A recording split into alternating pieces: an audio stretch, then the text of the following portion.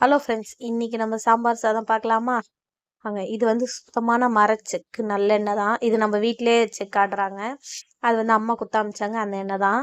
அதுக்கப்புறம் பார்த்தீங்கன்னா வெங்காயம், தக்காளி, பீன்ஸ், கேரட்டு, மாங்காய், கத்திரிக்காய், அப்புறம் வந்து முள்ளங்கி, எல்லா காய்கறியிலும் கொஞ்சம் கொஞ்சம் போட்டு எண்ணெய், கடுகு, வெந்தயம், கருவேப்பிலை, தட்டி வச்ச பூண்டு. பூண்டு வந்து நான் தட்டி வச்சு தான் போடுவேன் எப்பவுமே.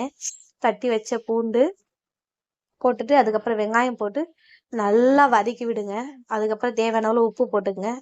தக்காளி அதுவும் போட்டு நல்லா வதக்கிக்குங்க. வதங்கின பிறகு காய்கறி எல்லா காய்கறியும் போட்டு நல்லா வந்து வதக்கி விட்டு கொஞ்சமா ஒரு துண்டு புளி வச்சிருக்கேன்.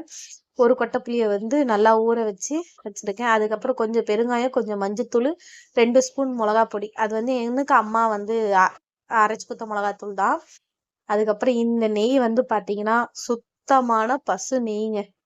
இது வந்து எங்க ஆயா வந்து சுத்தமான பசு நெய் வந்து விற்கிறாங்க. அதனால எனக்கு ஒரு 1/2 லிட்டர் போல இந்த வாட்டி ஊருக்கு போகும்போது குத்தாமிச்சிருந்தாங்க. அதை நான் யூஸே பண்ணல, அப்படியே வச்சிருந்தேன். இன்னைக்குதான் எனக்கு யூஸ் ஆச்சு.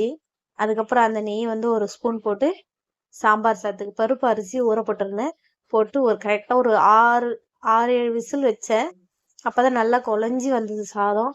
அதுக்கப்புறம் பார்த்தீங்கன்னா நல்லா வந்து கொத்தமல்லி எல்லாம் தூவி விட்டு அது கூட பார்த்தீங்கன்னா வந்து நெய் இன்னும் கொஞ்சம் விட்டு சாதம் வந்து அப்படியே சுட சுட சுட போட்டு அதுக்கப்புறம் பார்த்தீங்கன்னா இந்த மாங்காய் ஊறுகாய் எங்கள் ஊரில் விற்றாங்கங்க, சூப்பராக இருந்தது.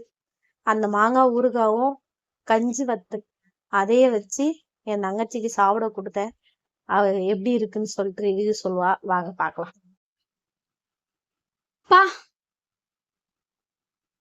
சுட்டுருச்சு, சூப்பரா இருக்கு. சப்ஸ்கிரைப் பண்ணி லைக் பண்ணி ஷேர் பண்ணுங்க. பாய்.